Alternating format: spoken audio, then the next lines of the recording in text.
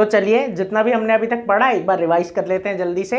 तो देखिए मैंने सीक्वेंस में याद करवाया था, क्या सीक्वेंस है, सबसे पहले 2 ले लेंगे, ठीक है, फिर 2 2 4, 4 2 8 और 8 2 16, ठीक है। ऐसे ही 2 के रूल से बाकी के रूल भी बन जाएंगे, last digit, last 2 digit, last 3 digit और फिर इसमें भी लास्ट 3 डिजिट, इस तरीके से।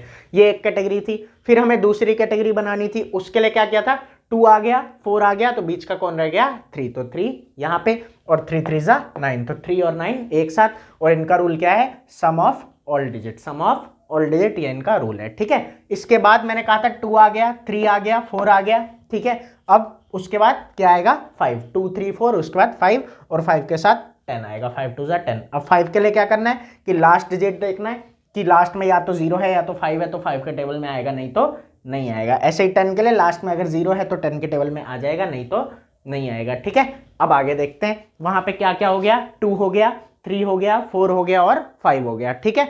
अब आगे की कैटेगरी में 5 के बाद क्या आता है, 6, ठीक है।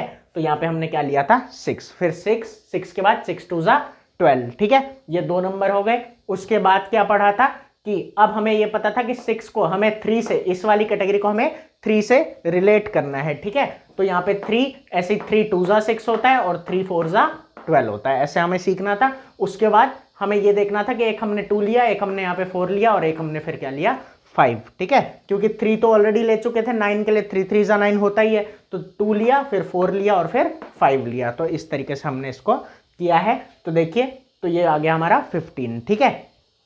तो कैसे करना है कि 6 का क्या होता है, कोई अलग से रूल नहीं होता, हमने पढ़ा था। इसका बस इतना सही होता है कि जो 2 में आ गया और 3 में आ गया, क्योंकि 3 2 होता है, इसलिए जो 2 में भी आ जाए और 3 में भी आ जाए। ऐसे ही 12 का देखते हैं, जो 3 में भी आ गया और 4 में भी आ गया। फिर 15 का जो 3 में आ गया और 5 में भी आ गया। और फिर 14 का जो 2 में आ गया और 7 में भी आ गया। मैंने पिछली वीडियो में ये सब आपको बिल्कुल आराम से एक्सप्लेन किया था। फिर ये 7 11 13 की एक अलग कैटेगरी ले ली थी और इसको एक प्रॉपर सीक्वेंस में अभी हम आगे पढ़ने वाले हैं। तो ये आपको मैंने एक बार रिवाइज करवा दिया है पूरा, मुझे उम्मीद है आपको याद हो गया होगा अच्छी तरीके से। तो चलिए अब आगे कुछ क्वेश्चंस और कुछ और चीज़ें हम पढ़ते हैं।